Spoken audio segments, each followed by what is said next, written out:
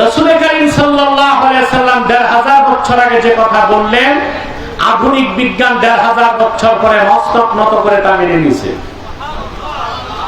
২০২২ সাল পর্যন্ত 2022 সাল পর্যন্ত মেডিকেল সায়েন্সের মত, the vital organ of human body is brain। মানুষের দেহের সবচেয়ে জরুরি অঙ্গ হচ্ছে ব্রেন। কি এটা 2022 সাল পর্যন্ত বিজ্ঞানের মত। আর 2024 সালে সেই বিজ্ঞান বলছে না, the vital organ of human body is heart। ব্রেনের চেয়ে বেশি দরকার মানুষের দেহে কোনটা? কথা বলে সুবহানাল্লাহ বলবেন। একজন মানুষের যদি ব্রেন স্ট্রোক করে, লাইফ সাপোর্টে তাকে 3 মাসও রাখা যায়।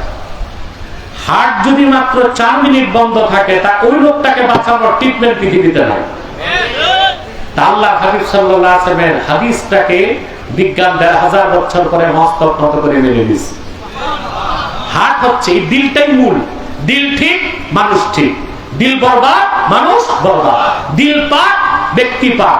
দিল না পাক, ব্যক্তি না পাক। ঠিক না? আমি একটা দৃষ্টান্ত দিয়ে থাকি। Human body as like state, heart is the capital of this state. মানুষের দেহটা যদি একটা রাষ্ট্রের মতো, হৃৎপিণ্ড হচ্ছে সেই রাষ্ট্রের রাজধানীর মতো। আপনারা জানেন মডার্ন ওয়ার পলিসি, আধুনিক যুদ্ধনীতি বলে, রাজধানী যার দখলে যায়, দেশ তার দখলে যায়। কথা বলেন, রাজধানী যার, দেশ। এটা ভালো করে জানে।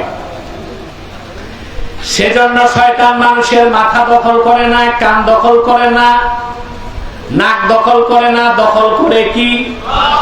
রাজধানী।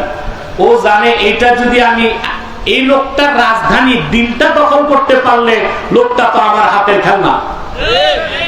আল্লাহ হাবিব সাল্লাল্লাহু আলাইহি ওয়াসাল্লাম ইরশাদ করেছেন, আশ-শায়তানু জাসিমুন আলা কলবি বানি আদম ইদা যাকারা ফাখানাসা ওয়া ইদা গাফালা ফাওয়াসওয়াসা ওয়া ফি রিওয়ায়াতিন ইদা যাকারাল্লাহ ফাখানাসা ওয়া ইদা গাফালা ফাওয়াসওয়াসা। বনি আদম মানুষের অন্তরে আসন গেড়ে বসে যায়। বান্দা যখন আল্লাহর জিকির করে শয়তান পালায়, বান্দা যখন আল্লাহর জিকির থেকে গাফেল হয়, শয়তান তখন ওয়াসওয়াসা শুরু করে। তাহলে বোঝা যাচ্ছে মানুষের দেহের মূল কি? হৃদয়। হৃদয় যখন ঈমান দিয়ে পবিত্র হয়ে যাবে, মানুষটাও আল্লাহর কাছে পবিত্র বলে গণ্য হবে। আর যদি হৃদয়ের মধ্যে ঈমান না থাকে, আকীদা সহি না হয়, হৃদয়টা নাপাক, ব্যক্তিটাও নাপাক বলে গণ্য হবে। সেজন্য একটা কথা বলে যাই মুসলমান, কথাটা লিখতে হবে খাতার পাতায় নয়, মনের পাতায়।